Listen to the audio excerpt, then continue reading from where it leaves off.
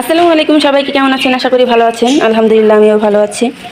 তো কাল দিন পরে আমাদের বাড়িতে একটা অনুষ্ঠান হবে, হালখাতা, সবাইকে খাওয়া দাওয়া করানো হবে।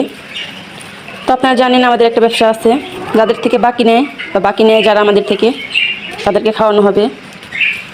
এখানে তার বাজার করা হয়েছে, এখানে অনেকগুলো রসুন, এগুলো কেটে ব্লেন্ড করা হবে, নতুন রসুন এগুলা। আর এই পাশে কী কী নিয়ে আসছে সেগুলো দেখাই। আল্লাহ, এটা করা যাবে না, এটা করা যাবে না। কী করতেছো মা? এটা হচ্ছে জিরা গুঁড়া করে নিয়ে এসছে, গরম সেই জন্য এভাবে রেখে দিচ্ছে যাতে বের হয়ে যায়। এগুলো হচ্ছে পেঁয়াজ, এখানেও আছে কিছু, এখানেও আছে, স্টোর রুমে রাখা হয়েছে। আর এখানে হচ্ছে আপনার তেল, এখানে 20 লিটার তেল দেওয়া আছে। আর হচ্ছে এই বস্তার ভিতরে চিনি আছে, এর ভিতরেও চিনি, আর হচ্ছে এক বস্তা হচ্ছে পোলার চাউল।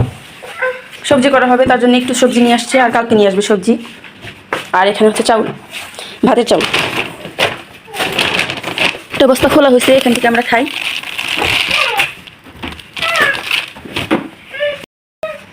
পরবর্তী ভিডিওগুলো দেওয়ার চেষ্টা করব।